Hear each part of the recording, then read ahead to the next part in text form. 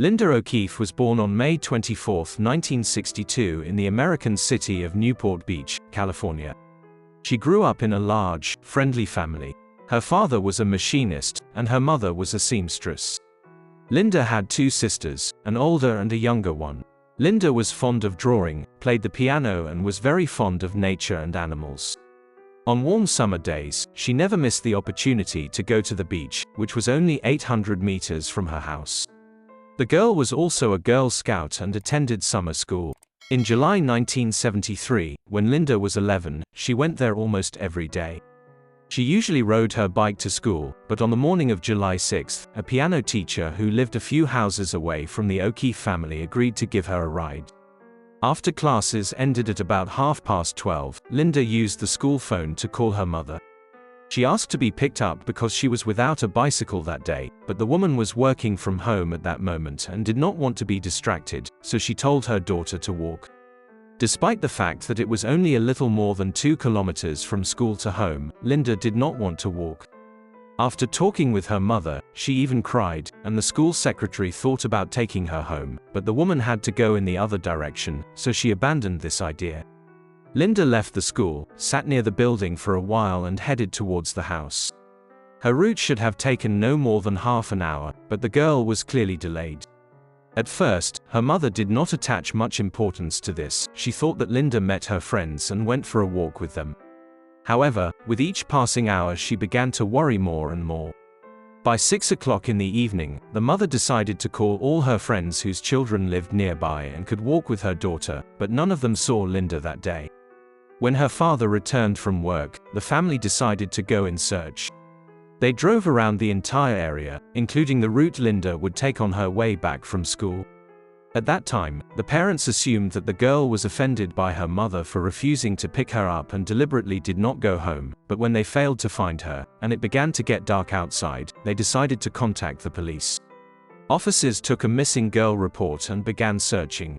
Meanwhile, her father and older sister again went to comb the area in 2 cars, and her mother remained at home calling dozens of people who, at least with the slightest degree of probability, could have seen Linda.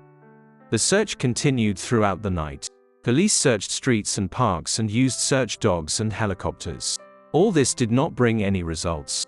By morning, the police department had sent even more officers to join the search, and local newspapers were already reporting on a large-scale operation related to the disappearance of an 11-year-old girl. At approximately 10:30 in the morning, a cyclist with his friends and son were riding through the park, which was 9 kilometers from Linda's house. They went there to observe representatives of the local fauna for a botanical club. The father and child dismounted and headed towards the ditches to see the frogs, but something else was waiting for them there. Noticing something light in the grass, the man came closer and saw a human body there, partially covered with water. In the morning newspaper he read about the disappearance of a girl whom the police had been looking for all night, so he immediately thought that the body belonged to her. In the next minutes, the man and his friends ran out of the park, got into the car and rushed to look for the nearest payphone to report the discovery. On the way, they came across an officer who was just participating in the search for Linda. Hearing their story, the policeman reported it and headed towards that place. Investigators immediately realized that the deceased was Linda O'Keefe. She was wearing the same clothes in which the girl went to school, and her backpack was lying next to her. The white dress the girl was wearing was sewn by her mother. However, she was not wearing shoes. They were never found near the body. Detectives began investigating the crime scene and found tire tracks on the ground near where the body was found, but there were no other clues there. Medical examiners determined the cause of death was asphyxiation. At the same time, they found out that death occurred between 11 p.m. and 2 a.m. Investigators knew that Linda had most likely been abducted shortly after leaving school, meaning she had been held somewhere for approximately 12 hours. The victim was also subjected to violence, and experts found traces of semen on her body, which were transferred to the laboratory for storage, since DNA analysis had not yet been carried out at that time. Without a single serious lead, detectives began searching for witnesses. They interviewed all of Linda's friends, school staff, as well as residents of the streets along which the girl had to walk home. Soon this bore fruit. On the way from school, the girl was seen by her friend, who noticed something strange. Linda was walking along the road. At some point a turquoise van passed her. He slowed down and continued to drive next to the girl, but the friend did not see further events, since Linda and the van disappeared from her field of vision. Almost immediately, the police managed to find 2 more witnesses. The 19-year-old girl and her mother were driving about 100 meters from Linda's school. At some point, they noticed the girl talking to the driver of a turquoise van who pulled up next to her. It was around 1:15 p.m. The witnesses lived near the O'Keefe family and knew her well, so they were very surprised that Linda was talking to some adult man on the street, and decided to watch what was happening. The passenger door of the van was open and Linda was standing right in front of it. Apparently she was talking to the driver. At some point, the girl got into the car. Immediately after this, the van drove away, and the witnesses decided not to attach much importance to it. They thought that Linda had been taken by one of her relatives or friends, because they were sure that the girl would not have gotten into a car with a stranger. After interviewing the girl and her mother, investigators received a rough description of the driver. He was a white man between 24 and 30 years old with blonde curly hair and a long face. Unfortunately, the women were unable to remember the license plate number of the car or even its make. Despite this, the story of the 2 women was the only serious clue in this case. Investigators compiled leads on the suspect and his car based on the words of these witnesses, and sent them throughout California, but this did not bear any fruit. Detectives spoke with the women several more times, hoping they could recall some additional details. At some point they were even offered to undergo a hypnosis session, and they agreed.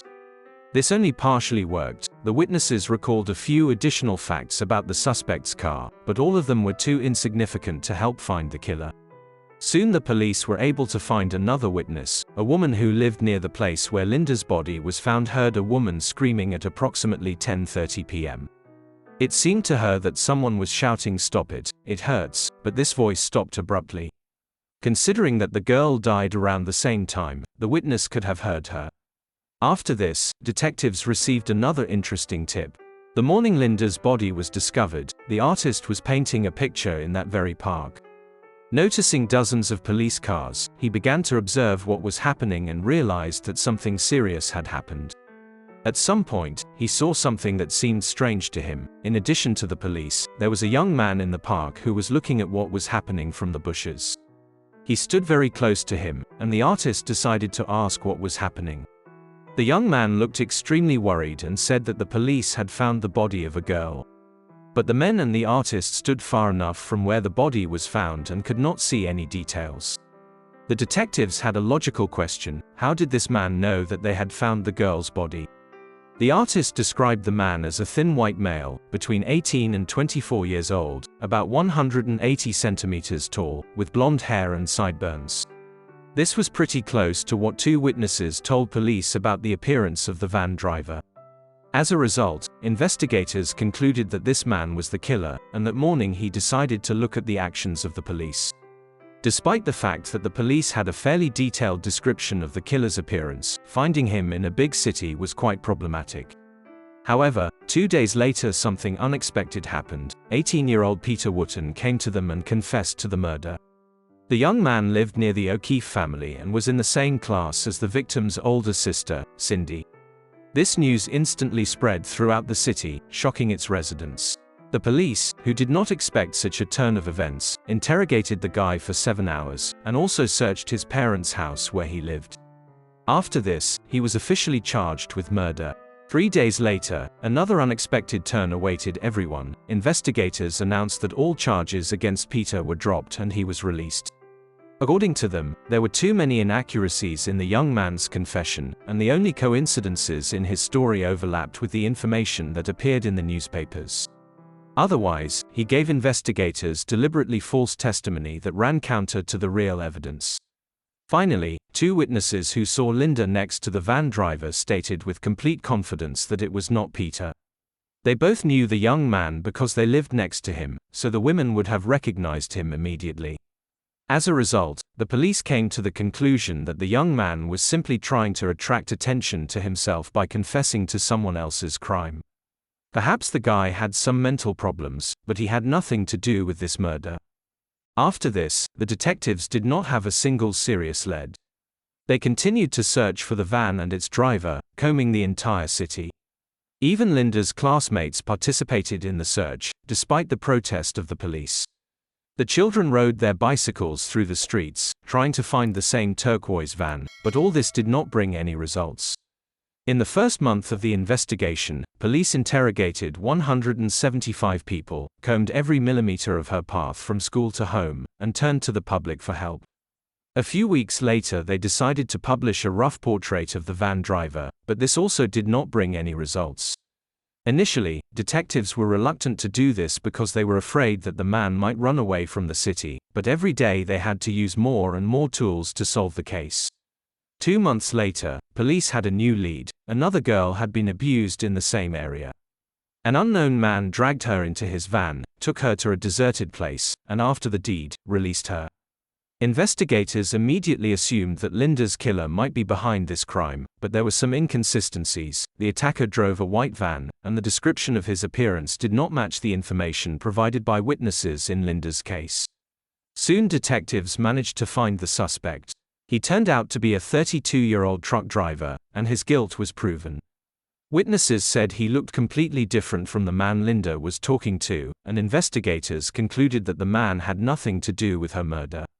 Since then, no significant evidence has emerged in this case, although detectives continued to work on it in subsequent years. In 2001, 28 years after the murder, police sent semen samples from Linda's body to a laboratory so experts could extract the killer's DNA profile. They succeeded, but the man was not in the FBI database. This indicated that the killer was not brought to justice in other criminal cases, or this happened until the time when DNA began to be taken from criminals. A few years later, experts tried to look for his closest relatives in this database, but here too they failed. However, in those years it was almost impossible to do something like that, since DNA analysis tools were far from what we have now. A breakthrough in this area of forensics occurred around the mid-1990s, and the police had new opportunities to search for suspects. Investigators in Linda's case also did not stand aside, and in 2018 they turned to the private Parabon laboratory. Detectives received from him a portrait of a person based on the DNA of Linda's killer. This innovative technology called DNA phenotyping allows you to find out various features of a person's appearance, having only a DNA sample in hand. Experts compiled 2 portraits at once, showing what the criminal could have looked like at the age of 20 and 60 years. Surprisingly, this portrait is very close to the stories of witnesses who saw the suspect in person 45 years ago. Typically, in such cases, the police publish portraits in the media to attract public attention and reach those who might know the person, but the investigators in Linda's case did something that no one had tried before. On July 6, 2018, exactly 45 years after the murder, they published a series of messages on Twitter on behalf of the victim himself. A series of 68 messages described the last day of Linda's life.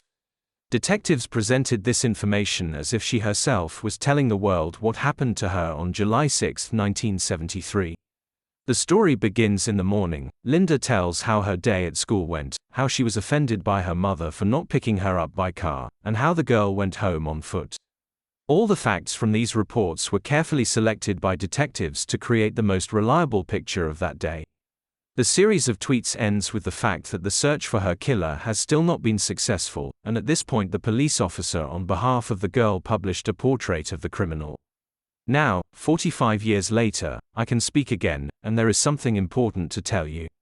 There is a new lead in my case, a face obtained thanks to the DNA the killer left behind. This technology did not exist in 1973, but now she can change everything. This approach instantly attracted the attention of a huge number of people around the world to Linda's case.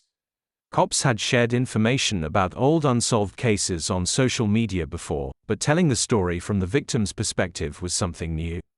The portrait of the killer itself was useless. It could help solve the case only if someone recognized this man and informed the police. Therefore, investigators needed to attract as much attention as possible to these images, and they did an excellent job with this task. In total, the series of tweets was seen by more than 7 million people. Police received numerous tips about the possible identity of the culprit, and detectives spent months following him up, but were unable to find a suitable suspect. Despite this, they were not going to give up, especially after millions of people became interested in Linda's case. Investigators contacted Parabon again, and this time they asked to try to find the killer's relatives through his DNA. Criminologists already tried to do something similar in the early 2000s, but at that time the necessary tools simply did not exist. Almost 20 years later, the situation has changed. Parabon experts successfully found people related to the owner of the DNA, and with the help of this information, investigators were able to find the criminal. Work to find Linda's killer began in August 2018. It took experts almost 6 months to get the first results. Using private DNA databases, they were able to find the killer's second cousin. For detectives, this actually meant that they were one step away from solving this case. They only had to study the pedigree of this person and find a suspect. But the experts from Parabon continued to dig deeper, and soon an unexpected discovery awaited them. In one of the private databases, they found the DNA of the killer himself. He voluntarily uploaded his sample into a database that allows you to search for lost or distant relatives. As it turned out later, one of his family members gave the man a special kit that was needed to get into the base. 45 years later, police finally had the killer's name, James Allen Mill. The man, who was 72 at the time, lived in another state, and detectives went to him in January 2019. Before arresting the suspect, they needed to obtain a sample of his DNA. Since a private database would not carry the necessary weight in court, on January 29, police established surveillance of Neil's home and also agreed with a garbage collection service to hand over everything that the suspect threw out. After obtaining several items from which experts could take a sample of his DNA, investigators sent him to the laboratory and then continued to monitor James over the next 3 days. Unfortunately, forensic scientists were unable to obtain a DNA sample from the man, so detectives needed to find something else. They soon had their opportunity. They observed the suspect while he sat in his car in the parking lot and smoked. After that, he threw the bull on the asphalt and drove away, and the police immediately picked up this evidence. This time, experts were able to extract a DNA sample, and it completely matched the killer's DNA found on Linda's body. This meant that James Neal was the same criminal who had been sought for almost half a century. A few days later, detectives held a press conference where they finally announced the suspect's arrest. James Neal was born in 1946 in Chicago, after which his family moved to California. His parents often beat and humiliated him, and also subjected him to violence, which is why he began to behave aggressively from an early age. As a teenager, he committed various petty offenses, including breaking into other people's houses. After that, he dropped out of school and tried to get some work, but was never able to stay in any place for more than a few months. It turned out that the man had a rich criminal history. He was arrested more than 12 times for crimes of varying severity: theft, car theft, robbery. But almost every time he got off with a minimal punishment, after which he returned to his old ways.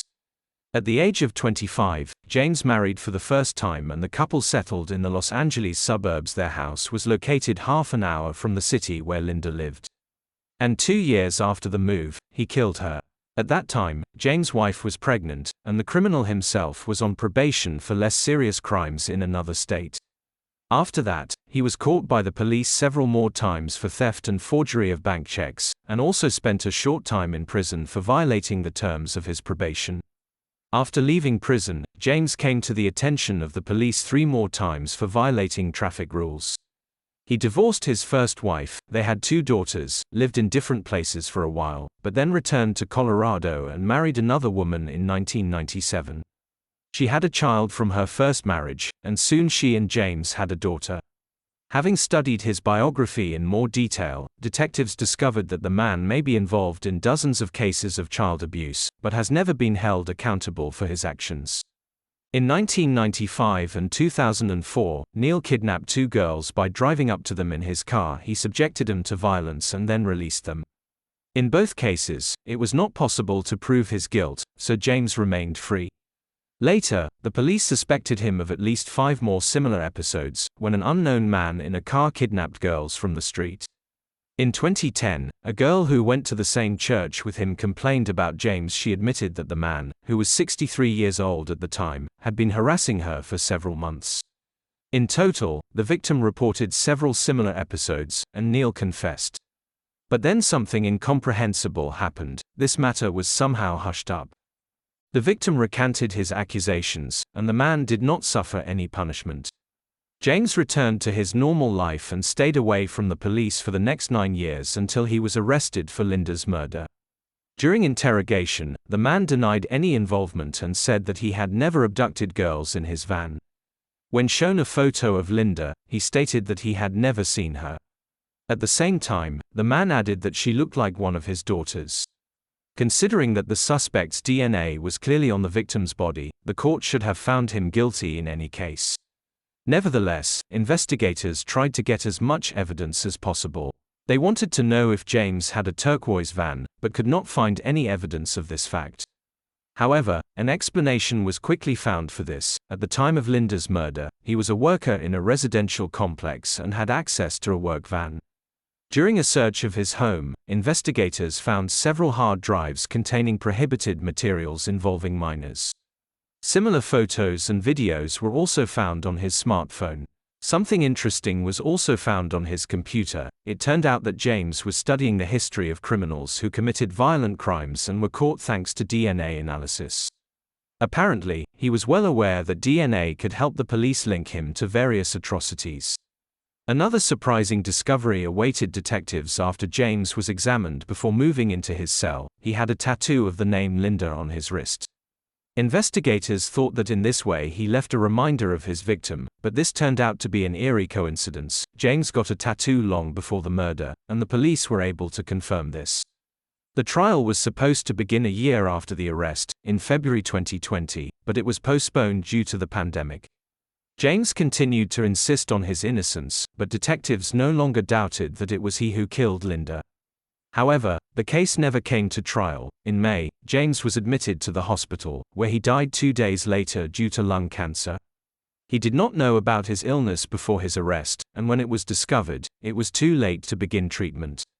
Thus, this half-century-old case has finally come to an end.